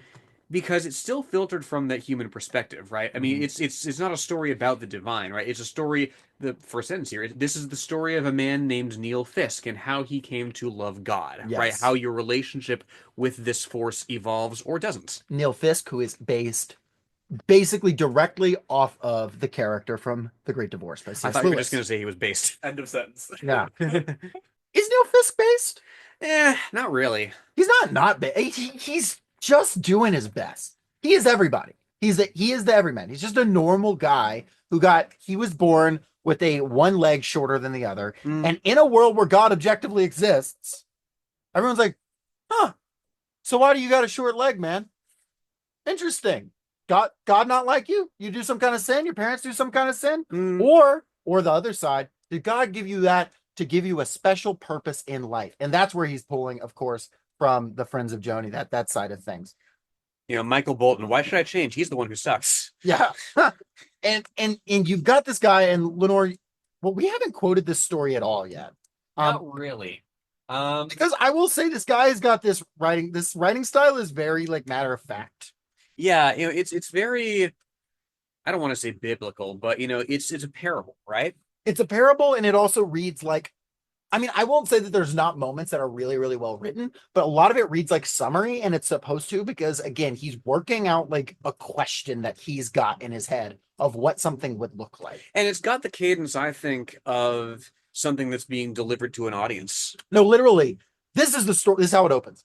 This is the story of a man named Neil Fisk and how he came to love God. The pivotal event in Neil's life was an occurrence both terrible and ordinary, the death of his wife, Sarah. Neil was consumed with grief after she died, a grief that was excruciating, not only because of its intrinsic magnitude, but because it renewed and emphasized the previous pain of his life. Her death forced him to re-examine his relationship with God, and in doing so, he began a journey that would change him forever. Like, it is just kind of like, this is the story of, it opens up. And there are three principal characters, Neil being the main one. And yeah, Neil is this guy that I just described, and his wife, Sarah, when an angel appears, it of course causes a bunch of car accidents, because he's like, behold, car accidents, fire, whatever. And his wife is like fucking obliterated, and her soul ascends to heaven. And he's like, And Well, shit, my and wife's in heaven. obliterated in really painful fashion too. Like Yes. it mentions that, yeah, like the window of the cafe that she's in is blasted. Like everybody else is unscathed, but she in particular is slashed by glass and just like bleeds out, and it's awful. Yeah, let me read this. It was an unexpected visitation, smaller in magnitude than most, but no different in kind, bringing blessings to some and disaster to others. In this instance, the angel was Nathaniel, making an appearance to a downtown shopping district. 4 miracle cures were effected: the elimination of carcinomas in 2 individuals, the regeneration of the spinal cord and a paraplegic, and the restoration of sight to a recently blinded person. There were also 2 miracles that were not cures. A delivery van, whose driver had fainted at the sight of the angel, was halted before it could overrun a busy sidewalk. Another man was caught in a shaft of heaven's light when the angel departed, erasing his eyes but ensuring his devotion. Neil's wife, Sarah Fisk, had been one of the 8 casualties. She was hit by flying glass when the angel's billowing curtain of flame shattered the storefront window of the cafe in which she was eating. She bled to death within minutes, and the other customers in the cafe, none of whom suffered even superficial injuries, could do nothing but listen to her cries of pain and fear, and eventually witness her soul's ascension to heaven. Nathaniel hadn't delivered any specific message. The angel's parting words, which had boomed out across the entire visitation site, were the typical, "Behold the power of the Lord." Of the 8 casualties that day, 3 souls were accepted into heaven and 5 were not, a closer ratio than the average for deaths by all causes. 62 people received medical treatment for injuries ranging from slight concussions to ruptured eardrums to burns requiring skin grafts. Total property damages were estimated at $8.1 million, all that excluded by private insurance companies due to the costs. Scores of people became devout worshippers in the wake of the visitation, either out of gratitude or terror. Alas, Neil Fisk was not one of them. I like the tally of the like damage and casualties at the end of the section, right? It lends a mundane quality to the whole thing by quantifying it. No, it's very funny. This thing is it's darkly funny. Like, yeah, of course the private insurance companies didn't pay out. I mean, it was an act of God. Literally, yeah. You couldn't insure that shit. That's a very funny notion in a universe where God is actually real. Yes, exactly right. It sometimes angels just show up and burn shit to the ground. And Anything can happen. it's like, what? You're gonna charge me for that? I didn't do it. But it is also interesting that you know if people go to heaven or hell. Like they literally float up or float down. Mm. But the problem with for Neil is his wife's in heaven and he knows damn well he doesn't love God. Especially not that his wife now that his wife is dead. Mhm. So he's like, how am I going to go to heaven to be with my wife? Because he's not particularly afraid of hell. Because hell's not that scary, but he is afraid of being separated from his wife for eternity. So the question is, what does he do? So which he basically starts going to AA for like survivors of like and like whatever of like supernatural events and the family members of them and like trying to figure out how to love God. At which he meets our second character, Janice. Janice Riley, was that her name? Yeah, Damus Janice. yeah, Damus Janice. Damus Janice Riley, yes. Who was born And she is directly based on Joni Eareckson Tada. oh, is she really? Yeah, the person who was, like we mentioned before, that she was disabled and used that disability to start a ministry. Yes. She has like a congenital a congenital deformity in her legs, where she can't walk, and she makes her living touring and speaking about loving God, despite this. By the way, the reason that her legs are this the way that they are is because there was a visitation while her mom was pregnant with her, and she lost her legs before she was born. Yes, Never had a shot. yes. But for some reason, when there's another visitation, what happens? She gets them back. The legs regrow. And And so she doesn't know why. She's like, well, why is this a blessing? Is this, but now I can't do my ministry anymore, which is the whole point of my life.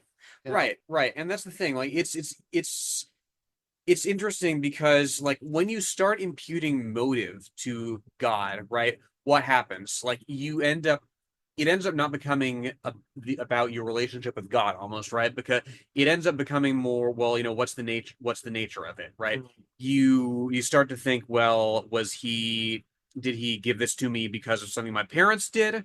Did he give it back to me because they atoned? Perhaps has he in his perfection somehow made a mistake? Yeah, and like she's up there, she's telling people at these like conferences, yeah, I don't really know why my legs grew back. I don't know if this is a challenge from God, what it is. And of course, quote, she realized too late she had said the wrong thing. A man in the audience, this is of course our main character, with a misshapen leg, stood up and challenged her. Was she seriously suggesting that the restoration of her legs was comparable to the loss of his wife? And and then she's like, no, any trial is subjective. It's getting weird, and he's just, pissed off about it. And he's just, he's deeply offended and deeply frustrated. And in that same time, it gives Janice deeper in doubts. It says, quote, was she being ungrateful for a gift she'd received? Was this a blessing and a test? Perhaps it was punishment, an indication that she'd not performed her duty well enough. There were many possibilities. She didn't know which one to believe. Yeah, and this is the thing, like there are people who genuinely aren't pressed about this, right? Some of them go to hell, right? Just because God isn't really a factor in their lives. But some of them do go to heaven.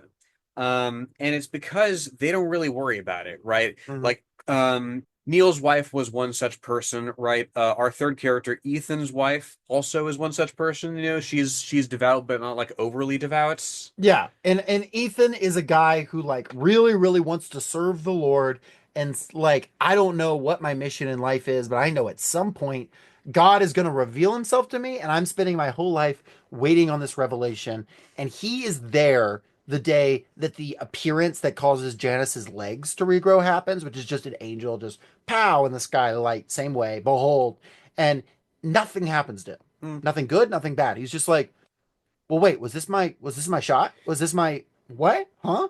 And That's nothing happens. Yeah, it's the I mean they all have it to some degree, but it's kind of a case of main character syndrome, you know? Yeah. Like you have this force that is literal and that affects people in some ways and affects other people in others and some people not at all.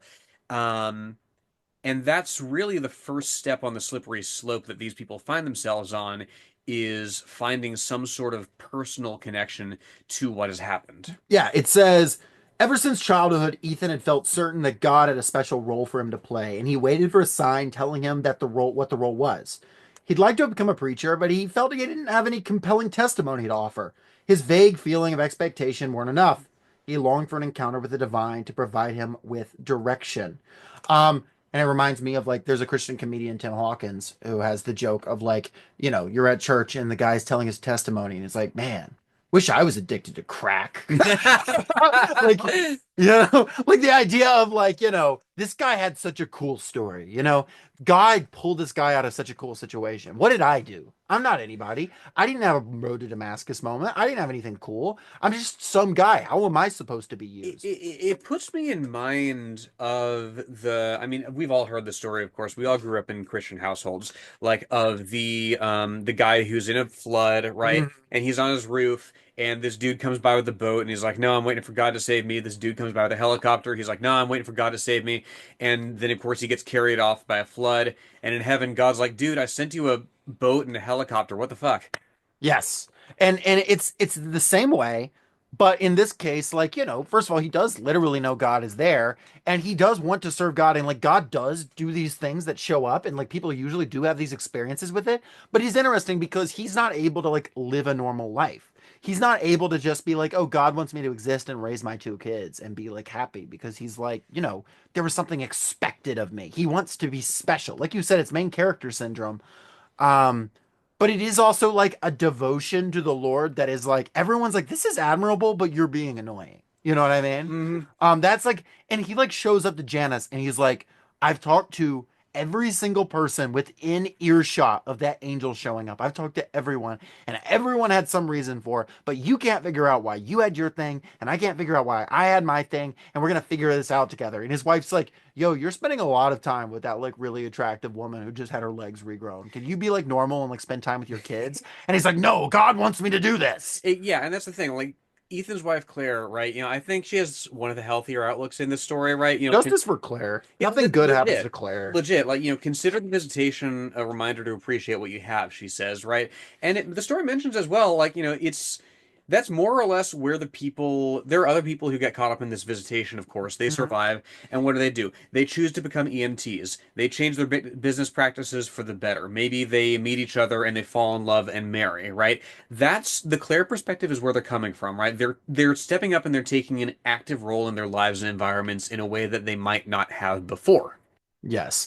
And I find it interesting too, though, like it's not clear that becoming an EMT or changing your business practice is, what the angel intended by the visitation or God intended, right? People are like seeing this force demonstrate itself.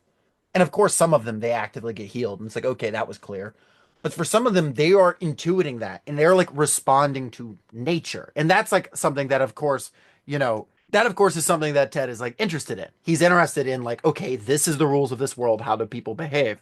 And they're behaving in response out of fear, out of a need of something, whatever. And it's like, just like how we in real life might get in a bad car wreck and then like that inspires you to do something or change something, right? This is a fact of the world, but it so happens there's also an alien intelligence that may or may not have a plan for you. There is, and there's also several other alien intelligences, these being the fallen angels, right? They make Yeah, visitations too. And the text says, yeah, there's no good fortune, there's no bad fortune associated with these visitations. They just show up and they say, "We chose to go our own way, you should do the same," and then they leave. That's it. they show up and say, "I am enlightened, not because of any deity, but because I'm I'm lifted up by my own intelligence." Lucifer just comes in, tips his fedora, leaves, spins 360 degrees, leaves, pasta spilling from his pockets. Yes, yeah, Pastafari and Fallen Angels would be so sick. Um, Maybe there will be a sequel, but and like another thing that happens, like one thing you have in this world, because I think Ted is just throwing in things because this world feels very realized despite the rules not being super well fleshed out. You have like someone who's at like the AA style meetings who is like, "Hey, nurse, you told me my husband ascended to heaven.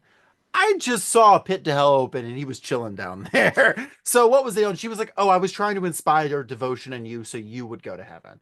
And like that causes people in the world to behave this way. Um, yeah. It is coincidences like that that really tempt one to impart a certain logic to the divine, though, right? Like you have people who are visited multiple times and they have their legs taken away and then they have their legs restored, and then they might have their sight taken away too and then their sight restored. Who knows, right? All these things might happen to you, nothing might happen to you, and indeed, this tangled web that this nurse weaves might come unraveled because the wrong person saw the wrong window into hell, right? And Yes. sometimes, I mean, to go all the way back to Charles Dickens again, sometimes there is incredible power in a coincidence. Yeah, and it's completely unclear both to characters and to us the readers how much of this is intentionality. Like how much is this just a phenomenon or is God like, now I'm gonna show him this. Bing. Like we don't know. We don't know. And it's also like Neil is of course going through it. Not only is he sad about his wife, but he's like, damn, I just realized I would rather me and my wife go to hell together than like us be separate forever. I'm Mm. like a selfish person. My wife, like, he's like, but he's like trying to love God. He even goes to her parents and her parents just berate him, and blame him and everything, which is horrible. But he's like trying to love God, but he's like, how do I love God authentically? Because everyone's like, oh no, no, no. It's not just that you have to do the right things. You have to authentically love God. And you can't just love God to get into heaven. You got to love God actually free of that. And this is the part that like really for me, it like got me a lot. I was like, well, it's like thinking of like my own like growing up and like a lot of like the guilt, like religious guilt I dealt with. A lot of it's like the idea of like there's like mechanics, right, of how this works. There are literal rules to follow, but then you're supposed to follow the rules because you like want to follow the rules, and you're supposed to like, if the spirit is living in you, right, you're gonna just follow those rules without reading it. You're just gonna know it, You're right? just going to bounce your eyes without having to be taught. Right, you're gonna bounce your eyes. You're gonna have like a holiness. Like when you look at the Playboy magazine on the wall, you're gonna feel revulsion to it. Like our friend Fred said. you're not going to have trouble with joggers because you're going to be holy and you haven't masturbated in 6 weeks, right? I mean, like, I joke, but like, that's the idea. But then it's like, well, you gave me the list of rules, so I'm trying to follow it. But I'm also bad and legalistic for trying to follow the rules. So I feel guilty. But guilt is actually a sign of sin. So I need to purge myself of that sin. But the only way I cannot be sinful is to not sin, which brings it's a impossible cycle that you're only once you're in it, there's really no out unless and you start seeking an intervention from the outside. You start seeking a new angle to look at it. So you go to books, and there's people who've written books like fucking Every Young Man's Battle and a million others that are going to teach you how to do it. You're going to go see sermons. You're going to go pay $900 for a day and a half conference where Fred tells you don't jack off and leaves. This connects actually quite well. And then you're also going to like seek divine intervention. You're going to pray for it like he does. He's like, God, please fix me. And you're going to like, well, is there a holy site I can go to? Is there a relic? Is there like and this is a literal thing that like, I didn't go to a holy site, but like for me, like dealing with like feelings of like homosexuality and dealing with like, just doubts in general about like the science and the literalness of like there being a God because we don't exist in this world. um that was like an experience for me, which like led me to, without getting into too much detail, like literally like my junior year of high school, like thinking I was maybe having visions at one point when I would have a dream and then like spending time trying to break it. Like it will drive you up a wall. Mhm. And it like spoke to me in a very specific way that I don't even know that the short story was like even trying to do, because that's not even Ted's personal experience. He did not grow up religious at all. So I don't know. I found that like very interesting. And then this idea that like despite it all, despite your, let's call it imperfections, for me, I was dealing with homosexuality, but like in this case, he's dealing with like a literal physical impairment. Janice had hers and then didn't have hers. You're supposed to love God despite that. And the rules are completely unclear. And that's like an extremely like frustrating and thing that I'm just like, oh my God, he gets it. Yeah, and indeed there are people who live perfectly happy without God. There are indeed, people who the woman who loses her husband and he goes to hell commits suicide and then she shows up, and they're living perfectly happy together in hell. Yeah. It's again, like not to take a position on that, but that's just the mechanics of the world that they are in. Yeah, and that's the thing. Like this, it really lends itself to a monomania, right? As you Hmm. were saying, right? Obsessing over how to get right with God, right? As opposed to living your life um to maximize your impact in the here and now. Hmm. And but then it's like, well, there is, for people experiencing this in real life, you think of biblical stories, right? Of like Paul on the road or Saul on the road to Damascus becoming Paul. And in this, there is literal like a moment of transformation. And what is it? It is a beam of light that will come down or when the angel ascends to heaven. If you get hit by that beam of light, you will see the glory of God. The light of Elyon will make it clear why you should love him. Yes. Yes, exactly. You will drown in the river, the fucking river from Black. It all connects. And so, of course, he's like, well, I guess my only thing I can do is try to get hit with one of these light beams. Because it's said straight up that, like, yeah, like you can be the worst person in the world. Like, there's this serial murderer that, while he's disposing of his victim's body, gets blasted with a fucking like light beam from God, and then he goes to heaven. Yes. And yeah, much it said like much to the victim's family's protestation. They watched his soul ascend into heaven. They're like, God damn it. And it also will cause your eyes to disappear, your like forehead to like extend, like you're like, and you just spend all your time like praising God and like I love God, God's awesome. Yeah, you just become one of those like underwater cave fish that is just like, Yes. Yeah, and just at all times, like I've seen the glory of God. I love God. God is the coolest. While you're exclaiming, God damn it, it's also a very interesting idea of what it would look like to take the Lord's name in vain. Yeah. In the universe when he could very feasibly strike you down for doing so. that there is a non-zero chance that that has actually happened. Given the prevalence of coincidence in this world, given the sense of humor that the mechanics may be said to have, there has to have been at least one person who has just been like, "May God strike me dead," and then he gets struck by lightning. Yeah. Boom. Got a little trolled there.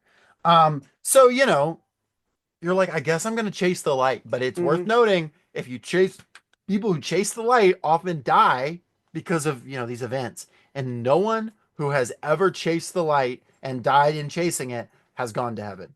You go to hell automatically because it's like a sin to chase the light. Again, this is just a fucking rule, and it's like, well, I guess this is one of the rules of the universe.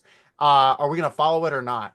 But of course, And like, do we buy that? Like, how omniscient is the narrator here exactly? Like, do we buy that this is has never happened before, or is this like legit? Are we catching the world at the first time that this rule has been broken?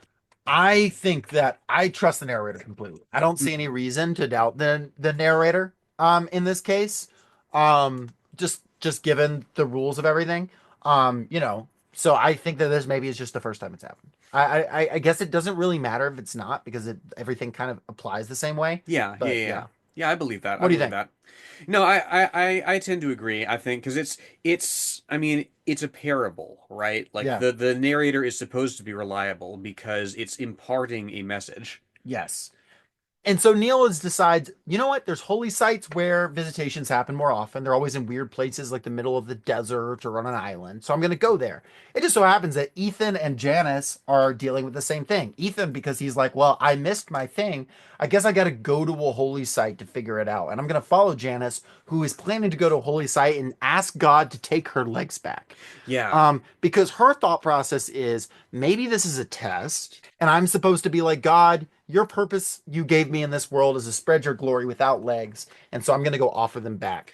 And she like makes this public, and so a lot of people are like, yo, what the hell? Like hmm you're the worst. We all want our legs back, and you're complaining. And then some other people are like, yeah, you're so faithful, you're so cool. Regardless, Ethan is joining her on this yeah. journey. And she's and at first she's like, oh, like is he like romantically interested? That was interesting to me, right? That like she gets more male attention like once her legs are restored, which is interesting to me. Like I couldn't help but think of Cory Doctorow like writing Makers, right? Yeah, And Lester like being a big dude and losing a bunch of weight and then he's a sexual being, right? yeah. And that's not what's happening here. Like she's not a sexual being like just because she is now like an able person in this way again.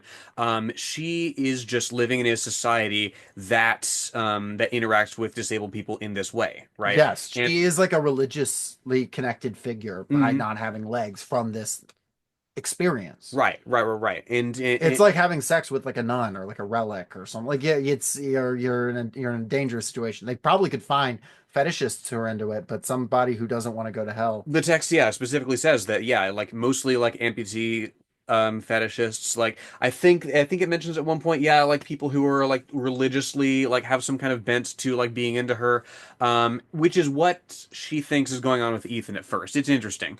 But Do no, we like think that's he's going on with Ethan at all? Do you think he's into her? no, I think I he's agree. a true believer. Yeah. I think he's a true Oh, he's believer. definitely a true believer. I just wonder, he's definitely got this interest in her, but I think she represents someone with that purpose from God, you know? Yes, She that's has the thing he wanted. She precisely. has the like, oh, great testimony. Yeah, and there's so much abstraction and there's so much of there's so much of the thought experiment about Ethan's experience, right? Born of that, it says, his class position is fairly like stable and like not very very wealthy, but he doesn't wonder where his food is coming from, Yeah. right? We don't know much about the politics of this world. We can just Right. like assume it's like our world. It's more or less this, just but God is like a literal physical force. But yeah, like it's that sort of thing. The idea that what you have, the stability in which you live your life, your lack of struggle presupposes there being a struggle to seek out, right? Hmm. That it's that idea that leads him to her, and also I mean that the journey to the struggle ends up becoming sort of the raison d'etre, like for him. There's less of an intimacy, there's less of a viscerality, there's less of the real about what we see of Ethan, right? He doesn't get a scene like Neil does where he breaks down like behind closed doors and like ugly cries because like he had something genuine in his relationship with his wife. Ethan is with his wife, with his kids. I'm sure he loves them in his way, but it's treated as we're at a remove from any emotionality connected to it. But if you read, the Gospels, right? You have Jesus telling somebody, this guy's like, I'll follow you. Let me go back in and like hug my father goodbye. And Mm. Jesus is like, no, come on. Like that happens. You have like he tells the rich man, you have to sell everything to follow me. Which, Get like, in, loser. We're going to be fishers of men. right. Yeah. You have like literally like you're in the boat doing your job and you need to quit right now. You need to not say goodbye to your family. It talks about like when the late latter days come, and there's all kinds of interpretations of this. Tim LaHaye would have thoughts, but it's like someone who stands on the roof is standing on the roof when those latter days come. Do not return to grab a knapsack. I No, mean, go. you need a ladder to get off that roof. The latter days. So true. We're all trapped on the roof of society, and the latter days will come when we can. Jacob's ladder? Is that anything? It could be. It could be. We haven't built it yet. Yeah, we're gonna have to work on that. The story of Jacob's ladder. I've never been able to make any good jokes based on it. It's This just is now a the- thing that happens in the Bible. This is now the carpentry shelf. This is now the carpentry shelf. Well, in the Bible, it's like Jacob sleeps on a rock, and he sees a vision of a ladder, and the angels going up and down. Then Yeah. he's like, "That's cool," and I don't really know what it means. I don't know. Sound off in the comments if you know about theology. He does some wild stuff. I had a wild namesake. Doesn't he wrestle with God? He does. Or Jesus or an angel, depending on your interpretation. But it's definitely a supernatural being, and he does win the wrestling match, which is pretty impressive. I wasn't quite that good when I wrestled in high school. He also gets his hip dislocated in that fight, but he still Really? wins. Yeah. And he says, I won't let you go until you bless me. And so he gets a blessing. God damn. Yeah. Um, Could God make a dude that he could lose to in a wrestling match? the consensus is that God threw the match to make a point, but maybe he did. Maybe Jacob was just like built like that. Maybe the person that you wrestled in high school was actually God throwing the match. It's possible. I'm trying to think of which person I wrestled in high school that would have been God. People who wrestled me in high school sound. If you're God, Just gotta say, what a nightmare. What a strange email that would be. Hey, I'm God, and you wrestled me in high school. Anyway, so of course, our main man, Neil, travels to the middle of the desert to await. I love that it's the middle of the desert, right? Uh-huh. Like there's several holy sites. One's in like an atoll or whatever, one's on top of a mountain. He goes specifically to the easy and popular one. Right? Yeah. He's like, I'm not gonna go to the middle of the ocean. Are you fucking kidding me? And it's like there's light seekers who literally have like monster trucks and like Hummers and shit that are like they chase the light and they like have maps. And I actually like that there's like a sense of solidarity. They're like, yeah, bro, I'll take you around. And they show like this is the lay of the land. Here's the map. They've got like ambulances on call because they know like half the people there are gonna get like just like hit by fire or something. Mm. It's again, it makes you think about like the mechanics of this world. And it's so interesting because Ted has been asked, write novels based on this world. And he's like, no, I don't want to. I did the thing I wanted to do. Yeah, this is the most novelistic of the whole text. And apparently there are several response stories to this that people have written, and I've not read them yet. But I do feel like it very well could get into, and I no disrespect to anyone who's written one, it might be great, but I feel like you could really easily get into the Amelis response stories territory here where you miss the point entirely because you want to play in the world, which I do understand the temptation, but it's like, yeah, but this is like doing a thing, Yeah. Yeah, and we understand it so much that this is actually the first in a 12-part series on Hell is the Absence of God and its responses. Yeah. Stay tuned. Oh Lord.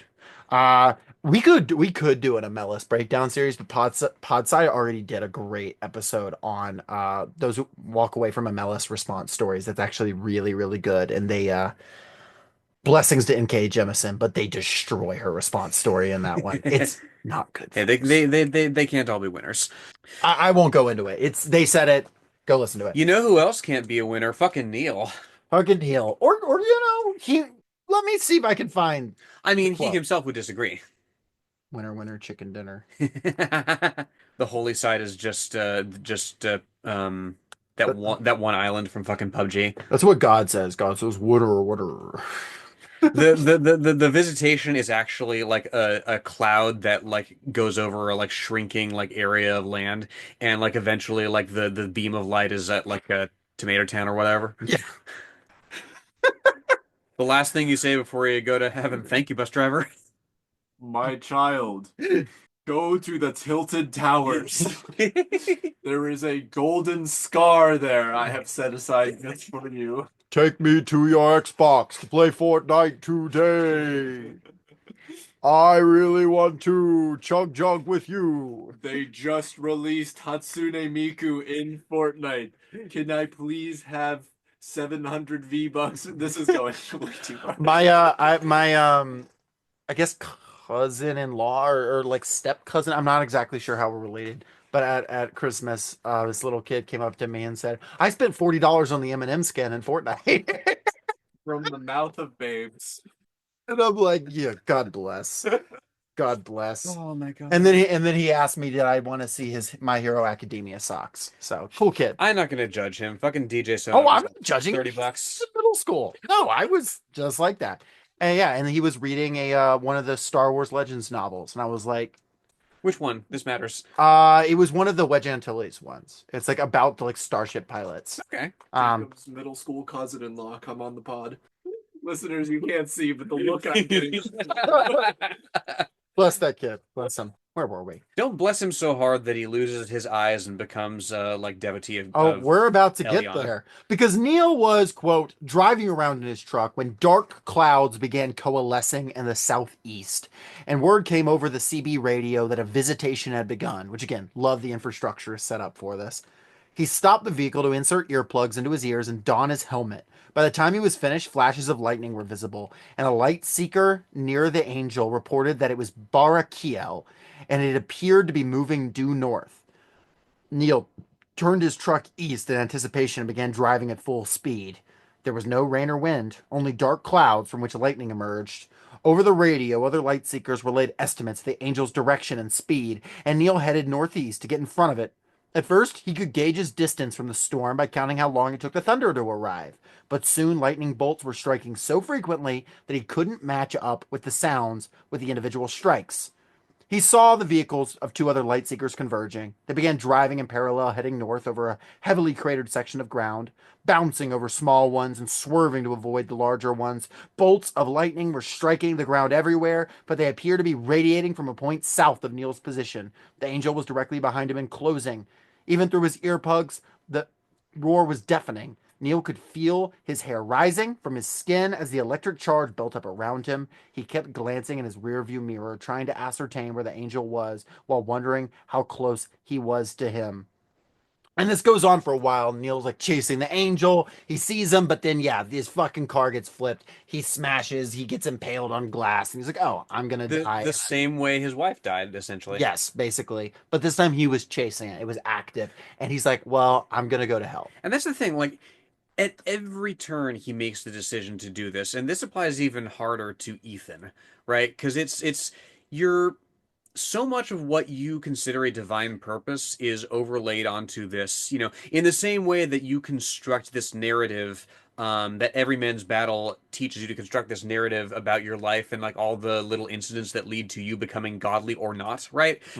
At any point along the journey, Ethan's car breaks down 80 miles from the fucking holy site. Like that could be a sign from God to turn back, that could be the boat, that could be the helicopter. Again, like what it comes down to is how you interpret your relationship to this and how far you pursue it, right? And then Janice runs. She doesn't get her miracle, and she runs up to try and help him, and she gets struck by light and turns into one of the like guys or people who have seen the light without eyes, and it's just like praise the Lord, and like isn't very interesting anymore because she just says praise the Lord all the time. And so then of course Neil is like, well, what the hell? she wasn't even. She didn't need that. And then he gets struck by light. And it says, I love this part. like 1,000 hypodermic needles, the light punctured his flesh and scraped across his bones. The light unmade his eyes, turning him into not a formerly sighted being, but a being never intended to possess vision. And in doing so, the light revealed to Neil all the reasons he should love God. He loved him with an utterness beyond what humans can experience for one another. To say it was unconditional was inadequate because even the word unconditional required the concept of a condition, and such an idea was no longer comprehensible to him. Every phenomenon in the universe was nothing less than an explicit reason to love him. No circumstance could be an obstacle or even an irrelevancy, but only another reason to be grateful, a further inducement to love. Neil thought of the grief that had driven him to suicidal recklessness and the pain and the terror that Sarah had experienced before she died, and still he loved God, not in spite of their suffering, but because of it. He renounced all his previous anger and ambivalence and desire for answers. He was grateful for all the pain he'd endured, contrite for not previously recognizing it as the gift it was, euphoric that he now was being granted the insight into his true purpose. He understood how life was an undeserved bounty, how even the most virtuous were not worthy of the glories of the mortal plane. For him, the mystery was solved because he understood that everything in life was in love, even pain, especially pain. So minutes later, when Neil finally bled to death, he was truly worthy of salvation. And God sent him to hell anyway. Skill issue. Again, though, like did we need that example? Right. I'm not criticizing the narrative at No. all. Did we need that example? Because we already have somebody who, by any human standard of morality, should not be worthy of salvation getting saved. I'm thinking about the serial murderer, right? That alone should put paid to the idea that there is a human moral logic imperative governing who gets sent up and who gets sent down, right? Mm-hmm. Well, and what's interesting is, though, like that guy went up and Neil goes down, even though he did the right thing. He Well, followed the he rules. goes up and then he goes down. Is the thing. Yeah. He followed the rules and it didn't work. And that's the thing. It's like ultimately like a human was trying to game the system. And it's not like God's punishing him for gaming the system because people have done it before. It's just like fuck you in particular, man. Mhm. And there's no reason for it. And now Neil, most people in hell are fine because again, nothing's going on. But Neil can feel the absence of God in hell because he's got all this power. He still loves God, and God will never love him. God doesn't even like register his existence anymore. And it doesn't make him love God any less or love his wife any less. And he's just fucking in eternal misery. It sucks a lot. It does, and like it's a whole lot of pain and a whole lot of journey and a whole lot of trouble that eventually does bring Ethan around to more or less the correct conclusion that his wife is already at, I think. Yeah. Ethan quit his job and became a preacher so that he too could speak about his experiences. His wife Claire couldn't accept his new mission and ultimately left him, taking their children with her, but Ethan was willing to continue alone. He has developed a substantial following by telling people what happened to Neil Fisk. He tells people, we're in the present tense now here, that they can no more expect justice in the afterlife than in the mortal plane, but he doesn't do this to dissuade them from worshiping God. On the contrary, he encourages them to do so. What he insists on is that they not love God under a misapprehension. That if they wish to love God, they'd be prepared to do so no matter what his intentions. God is not just, God is not kind, God is not merciful, and understanding that is essential to true devotion. And meanwhile, with Neil, Neil even knows this is the end. Neil even knows that by being beyond God's awareness, he is not loved by God in return. This doesn't affect his feelings either, because unconditional love asks nothing, not even that it be returned. And though it's been many years that he has been in hell, beyond the awareness of God, he loves him still. That is the nature of true devotion. And that's the end. Do, do, do. Sucks. And in Jana's, to be clear, now she's very boring. Her sermons, because they're just God is great. We must love God. She's just been brainwashed by the light, essentially. And that's the thing. Like it's you deliberately seek out this physical force that is, as we said, not merciful, not just, doesn't operate by any standard of morality or causality that we can imagine. What does it do? It makes you into something like it. It makes you into something fundamentally inhuman in your bearing, in your logic. Or it just sends you to hell and you are that and also in eternal pain. Right. And I think in a lot of ways, Ethan is the guy who here has come to terms with like the logic of this world. And it is in a lot of ways the logic of the world we exist in as well. Without the supernatural element, it is with the element of like the world often is very capricious and unjust, and car accidents happen, and random shootings happen, and disasters happen, and injustice. And a lot of times, people like Henry Kissinger die happily in their beds surrounded by family, and and people who don't deserve it die, and that's how it is. And Ethan, of course, comes to this conclusion that we must, accept that and love God anyway. Now, it's not necessarily the argument being made by this that we should accept things, but it is a very frank look at the reality of injustice, and it is a rejection of the idea that we should like assign purpose to it, right? Because this Mhm. entire narrative, they are looking, Ethan specifically is looking for like, well, what was God's mission here? What was God trying to put together? What was his moral? And Ethan realizes that's just not how God works. Mhm. God is a force of nature. Maybe God up there, maybe they're like, we don't know. Maybe in this universe, God isn't even a conscious being. Like it may literally just be a glowing orb of light that just does stuff. We don't know. Mhm. And it doesn't matter. You should just be like, well, that's the nature of reality, and I love the nature of reality because this is what it is. Right. And if the narrator can be said to be unreliable at all, if that's even possible here, perhaps the message, right? Behold the power of the Lord. Perhaps that itself is, you know, imperfect humans interpreting what they see, right? Putting a meaning to this.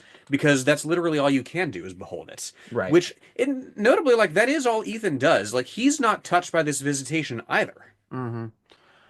You know, it hit me really strongly in a specific way. Like it's nothing like crazy, like, oh, the world is unjust, whatever. Like it's a Job narrative. But it is like, for someone that grew up like deeply in that religious tradition and also feeling like I don't know. There's just a lot of really severe injustice in the world that just, we're gonna fight our asses off to like fix it. But even if we fix it, we cannot fix the millennia of injustice that have occurred, and we'll still no, even if we get the fully automated luxury gay space communism, as the meme goes, even if we got that, there would still be like, people who have like brain hemorrhages. Like there just would be bad things that happen still.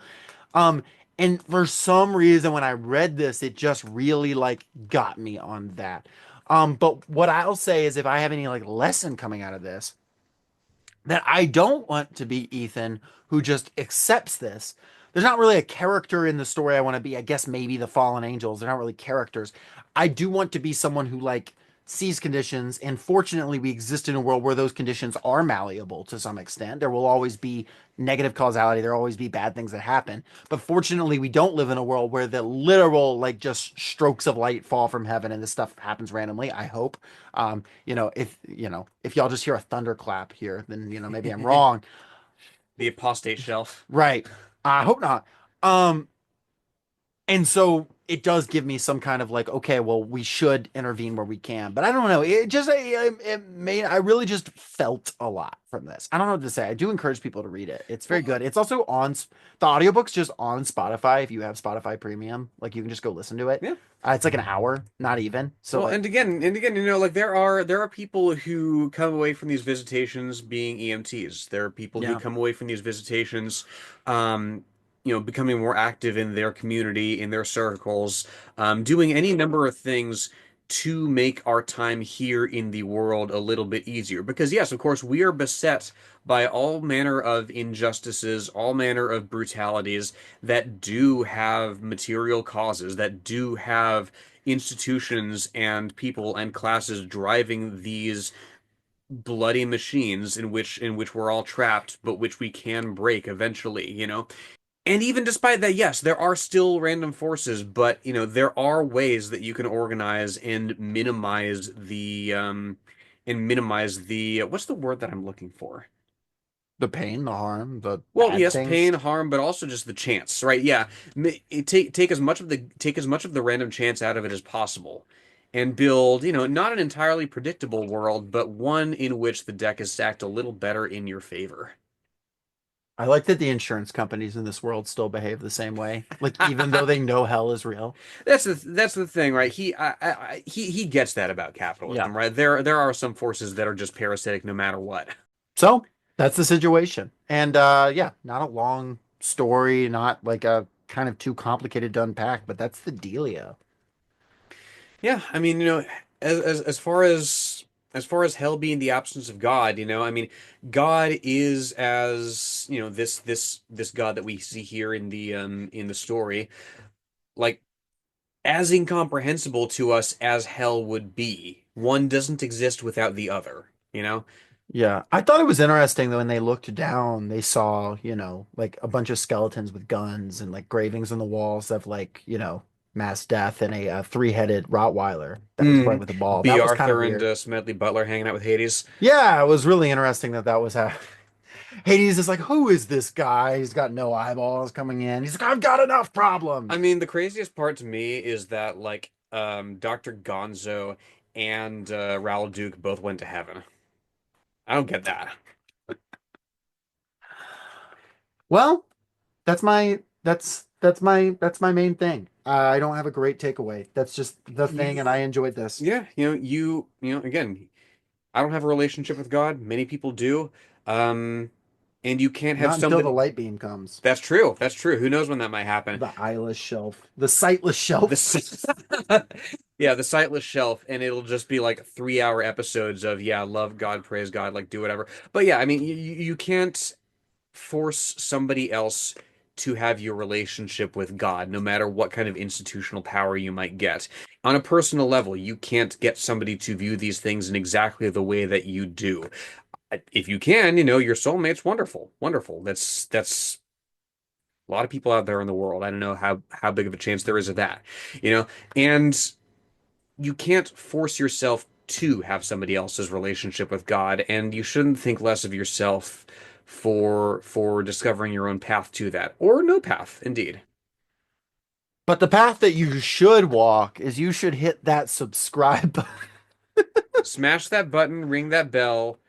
Uh, Thank y'all for listening to this first episode of the new year. Kind of unstructured as it was. We'll maybe get back a little more Unstructured. unstructured as it was. Join us next week for Hot Cup of Joe. Not much to analyze. You did it already. Joe, which is the name of the son of Stephen King, who is writing the next book that we're doing. That is Do we want actually. to? Is that something that we want to We do now? should, Do but we always mess it up. We've tried before, but we should do it again. We should try. something is what I'm thinking of is like just announce the next book at the end of the episode, Makes sense. Yeah, just so people can like follow along. that's true. Next book is Long Walk by Stephen King. Yes, his actually first book that he ever wrote, not the first one he published, that was Carrie, but the first book that he wrote. So this is like 21-year-old Stephen King from college. Listeners, in the same vein as Hot Cup of Joe, I spent this episode reading the first few pages of Donald Trump Jr.'s triggered book that Jacob graciously got for me. Oh, are you triggered? And well, I had to like not laugh on the mic at the first three words being all caps. I'm not mad. Oh my God. Listeners, this could be the world's first book written by a corn cob. I'm not owned. As I descended to hell, eyeless. I'm not owned. I'm not owned. Is the light meme? I'm not owned. I cry as God forgets about my existence. Turn into a corn cob and roll backwards into hell. Come on the pod, Drill. Well, thank you all for listening. And join us next week to take a really, really, really long walk. And looking forward to the new year. Happy New Year, everyone. Happy New Year. Peace.